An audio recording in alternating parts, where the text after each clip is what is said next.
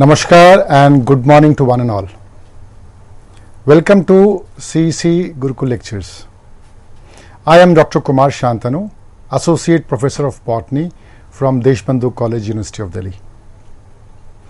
We have been going along with a series of lectures on various species of archegoniates. Till now, we have covered many genera belonging to bryophytes and also pteridophytes.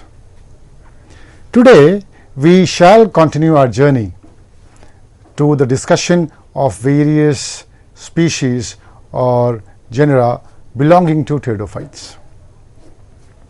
Just to give you a very brief idea about how we have classified pteridophytes for the convenience of our study, that entire group of pteridophytes, they have been grouped into 4 divisions. The most primitive division being Xylophyta. We have already discussed one of the representative genus of Xylophyta, that is Xylotum, and also Rhynia. During the course of evolution, the next group of pteridophyte which arose was Lycophyta. Lycophyta and followed by Sphenophyta, and then the most recent one, that is Filicophyta. Filicophyta or Pterophyta are synonym groups. In case of Filicophyta, we will try to understand its various features, the biology and morphology and anatomy with the help of one of the most commonly found genus, that is called as Pteris. As far as the classification or the systematic position of Pteris is concerned, it belongs to division Filicophyta, class Leptosporangia, order Felicales, and family Polypodiaceae. Now, Leptosporangia, the class Leptosporangia has been given this name because of the mode of development of sporangia in this entire group of Filicophyta. Now, what happens in case of the development of sporangia? The entire sporangia develops from one cell on the epidermal layer.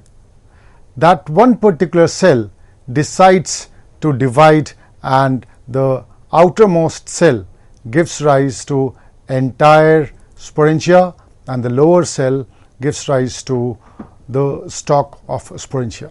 Now, this kind of development of sporangia is called as leptosporangiate development of sporangia, and all those species which belong or which show such kind of development of sporangia, they have been kept under the class Leptosporangia. Amongst most prominent families of Leptosporangia, Polypodiaceae is the very common one. In case of Polypodiaceae family, the sporangium is biconvex and it has a single line of stomium and annular cells, and also it always shows a long stalk which gets attached from the leaf of the plant body. So all the different species of Pteris, they would show leptosporangiate development of sporangium, and the structure of sporangium will more or less look like the same. That is, they will have a long stalk and a biconvex sporangial sac. Now, let us talk about the distribution and morphology of Pteris. Pteris is a widely distributed genus with about 250 different species. And as far as its distribution is concerned, it grows very abundantly in cool, damp and shady places.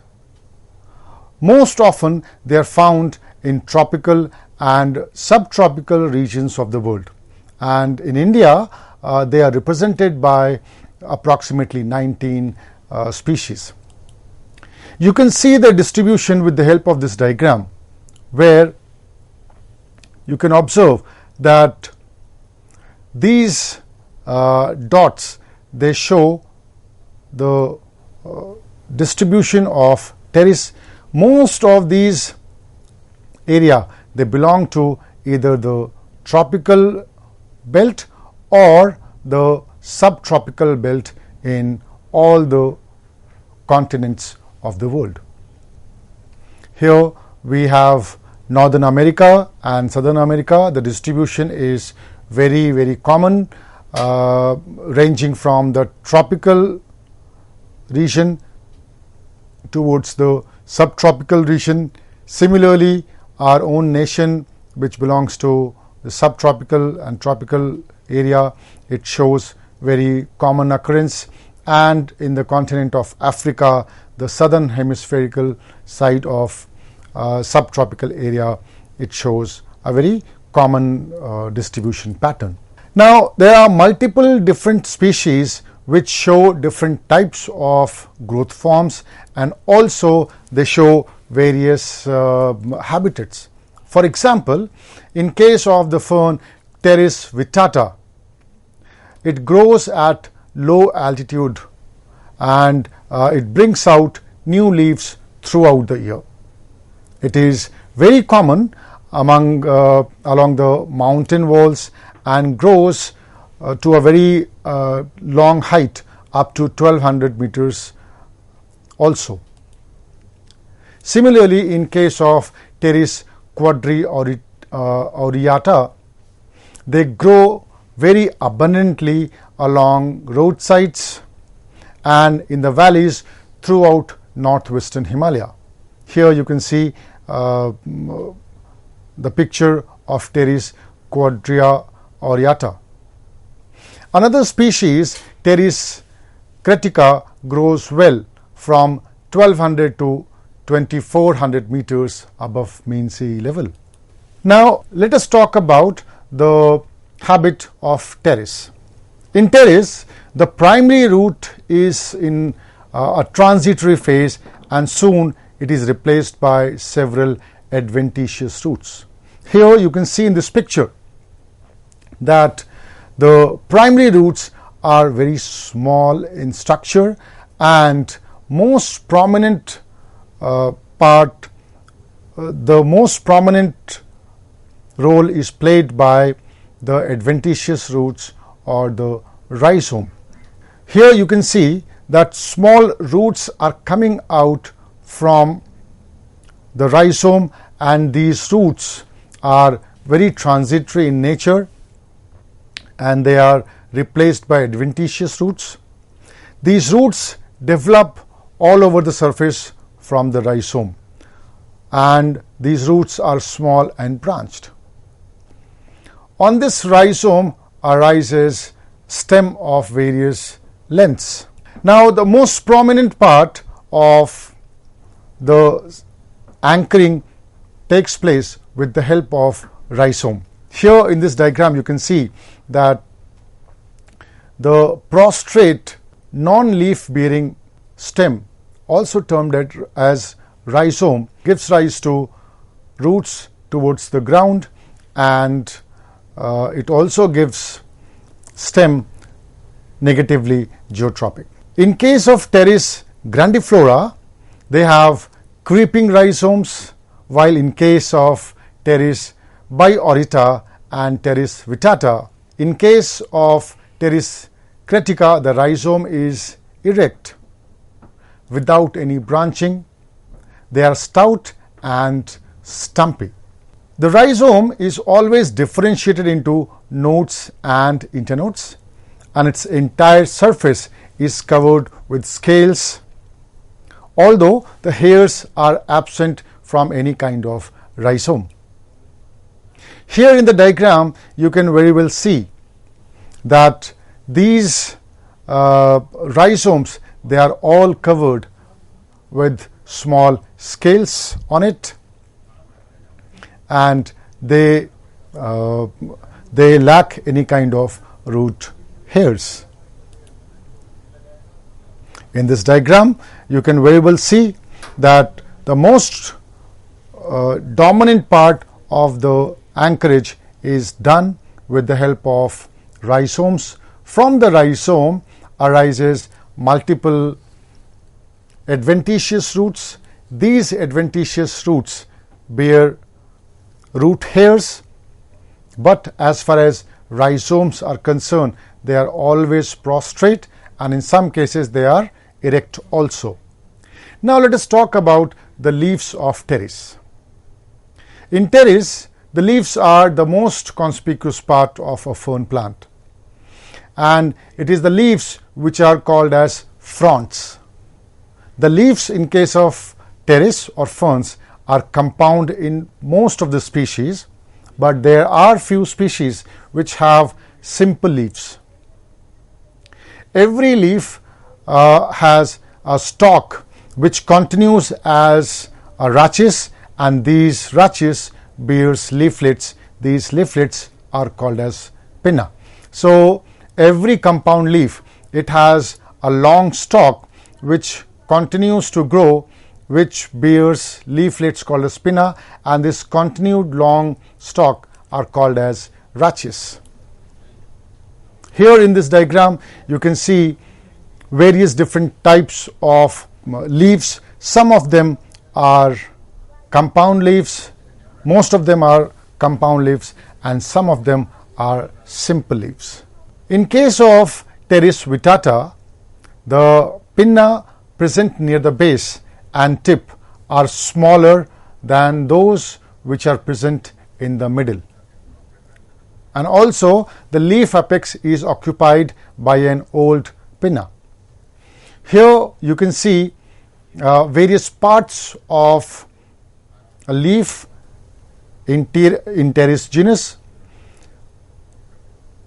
The lowermost part, also called as leaf stalk, they are termed as petiole, and all those extended part of petiole which bear compound or simple leaf, they are termed as leaf blade.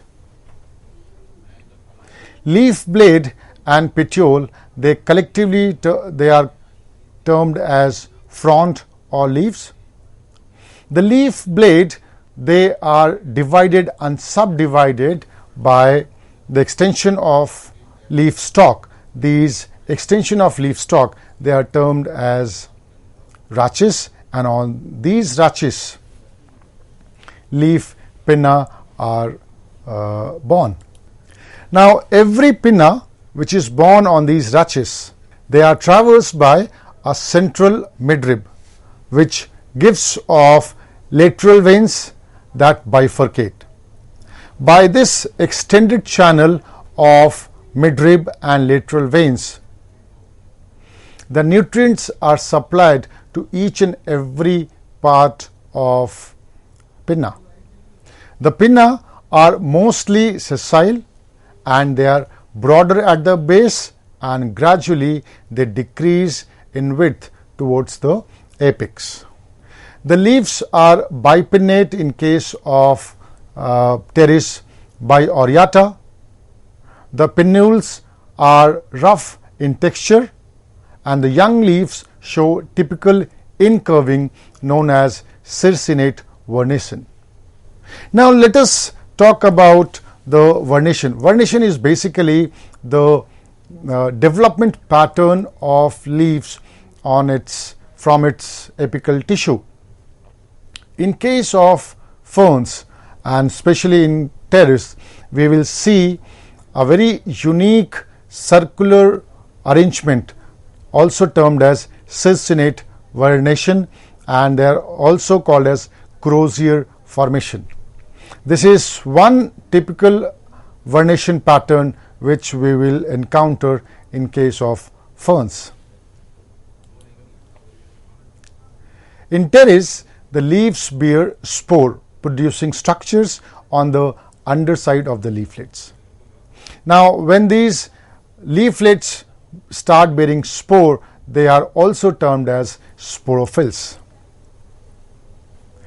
These spore producing structures, they appear as rows of brown dots. These rows of brown dots are termed as sori, and these individual dots, they are termed as sorus. Now, each sorus is a cluster of sporangia, and these sporangia, they bear spores inside them. Here in the diagram, you can see various fronds and their lower side, and on the lower side there are multiple sori which are present.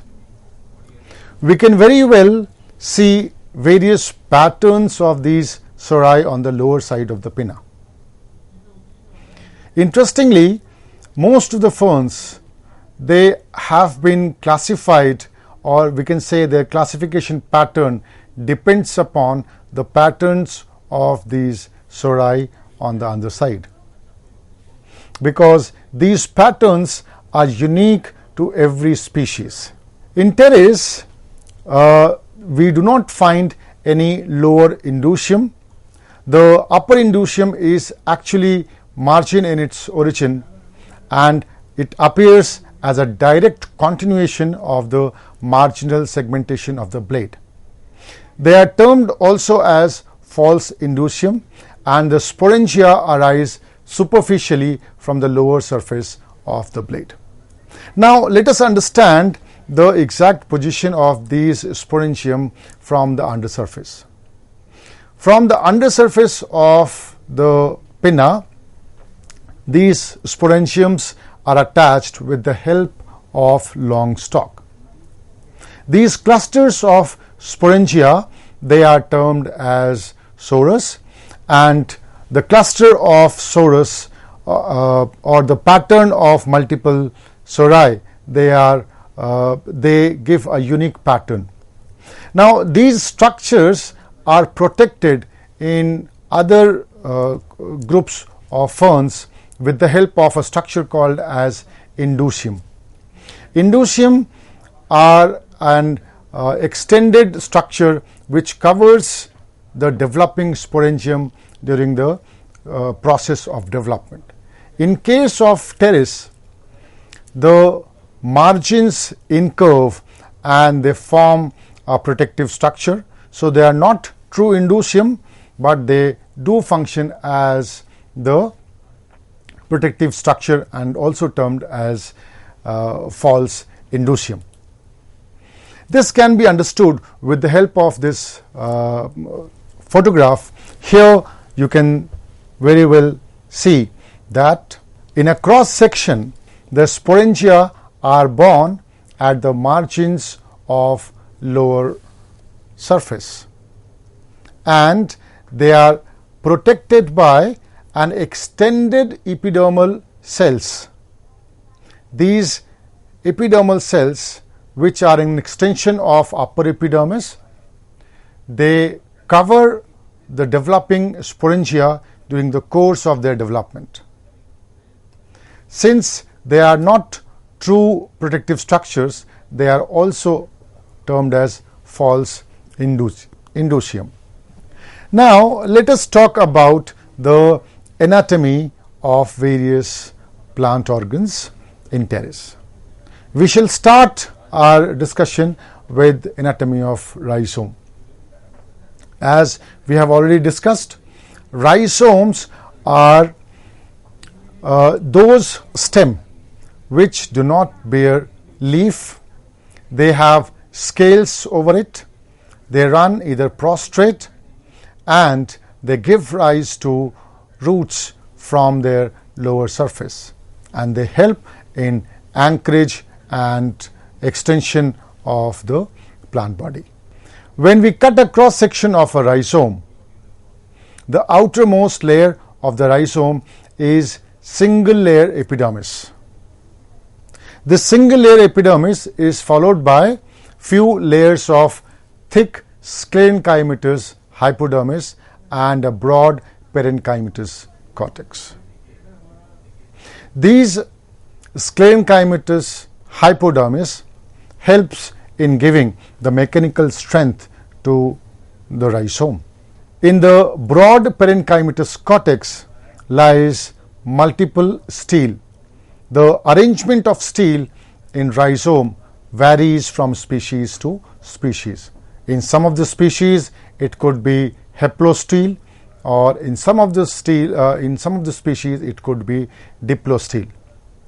We have talked about various types of stele in our previous discussion, previous lectures. You can refer those structures from there as well. In case you can see the arrangement of stele with the help of this diagram, we can see an outermost thick layered sclerenchymatous layer followed by inner massive parenchymatous cortex. Within these cortex are found multiple stele. Here in this case, it's a kind of meristele which has been broken into many small steles. The stellar organization of rhizome of Pteris varies from protostele to dictyostele depending upon the species, and sometimes in the same species they also vary. As far as the anatomy of leaf is concerned, the pennule has upper and lower epidermis. The cells of upper epidermis are large and has less sinus walls.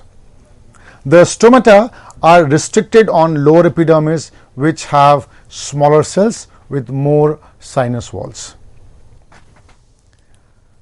This can be understood with the help of this diagram, where you can see an upper epidermis which is continuous and the lower epidermis has multiple breaks because of the presence of stomata in it. We shall discuss this anatomy of leaf in a much greater detail in our next lecture. Thank you so much for your listening.